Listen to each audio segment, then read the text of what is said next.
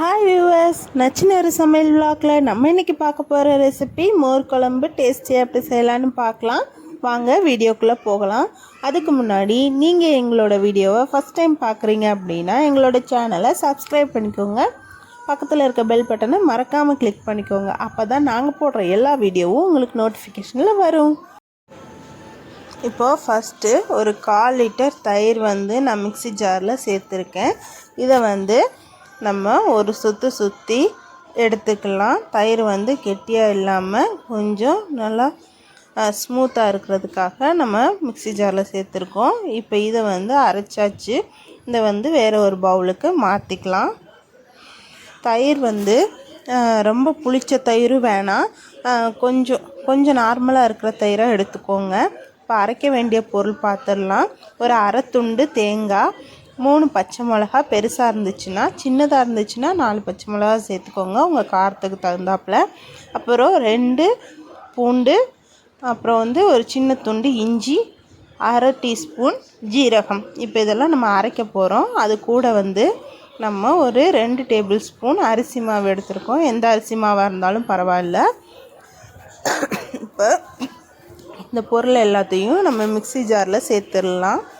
தேங்காய், ஜீரகம், பச்சை மிளகாய், இஞ்சி, பூண்டு, அப்புறம் நம்ம எடுத்து வச்ச அரிசி மாவு. நெக்ஸ்ட் இதில் கொஞ்சமாக மஞ்சத்தூள் சேர்த்துக்கோங்க. மஞ்சத்தூள் சேர்த்துட்டு இப்போ நம்ம கொஞ்சம் கொஞ்சமாக தண்ணி விட்டு நல்லா ஃபைன் பேஸ்ட்டாக அரைச்சி எடுத்துக்க போகிறோம். ரொம்ப நொரன்னு வேண்டாம், ஓரளவுக்கு ஃபைன் பேஸ்ட்டாக இந்த மாதிரி அரைச்சி எடுத்துக்கோங்க. இப்போ நம்ம இதை எல்லாத்தையும் சுற்றி வலிச்சு விட்டுக்கலாம். பாருங்கள், நம்மளோட பேஸ்ட் ரெடி ஆயிடுச்சு. நான் இன்றைக்கி சொரக்காயில் தான் மோர் குழம்பு செய்ய போகிறேன். இது ஒரு சின்ன சைஸ் சொரக்காய். இப்போது அடுப்பில் கடாய் வச்சாச்சு. கடாய் நல்லா சூடானதுக்கப்புறமா கொஞ்சமாக எண்ணெய் சேர்த்துக்கோங்க. நீங்கள் எந்த காயில் வேணாலும், நீங்கள் தண்ணி காய் எந்த காயாக இருந்தாலும் அதில் நீங்கள் மோர் குழம்பு செய்யலாம். இப்போது எண்ணெய் நல்லா சூடாகட்டும். எண்ணெய் நல்லா சூடாகிட்டு இருக்குது. இப்போ கடுகு சேர்த்துக்கலாம். கடுகு லைட்டாக பொரிய ஆரம்பிக்கும் போதில் நம்ம கொஞ்சமாக சோம்பு சேர்த்து தாளித்து விட்டுக்கலாம். இப்போது அது ரெண்டும் நல்லா பொரியட்டும். பொரிஞ்சதுக்கப்புறமா நம்ம இன்றைக்கி குழம்பு கடலைப்பருப்பும் இது கூட சேர்த்து தாளித்து விட்டுக்க போகிறோம். அது தனி டேஸ்ட் கொடுக்கும் நம்ம மோர் குழம்புக்கு. அதுக்காக எண்ணெயில் கொஞ்சம் பொரியட்டும். அப்புறம் நெக்ஸ்ட் கொஞ்சம் கருவேப்பிலையும் 2 வத்தலும் கிள்ளி வச்சுருக்கிறேன். அதையும் இப்போ எண்ணெயில் போட்டு நல்லா தாளிச்சிக்கலாம்.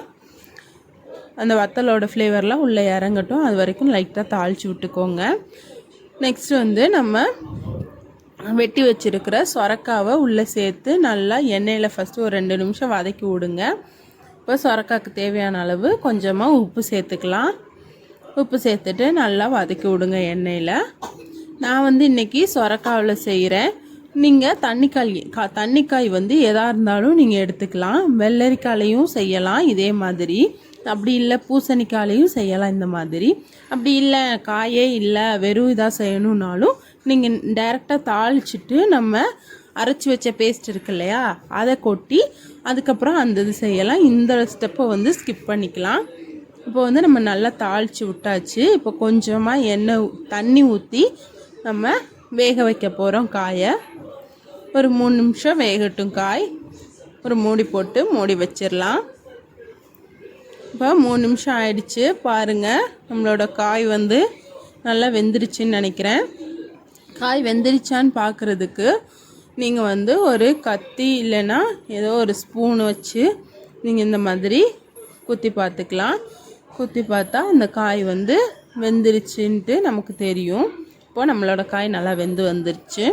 இப்போது ஒரு தடவை கிளறி விட்டுட்டு நம்ம அரைச்சி வச்சுருக்கிற பேஸ்ட் இருக்கு இல்லையா, தேங்காய் பேஸ்ட்டு, அதையும் நம்ம உள்ளே சேர்த்துக்கலாம்.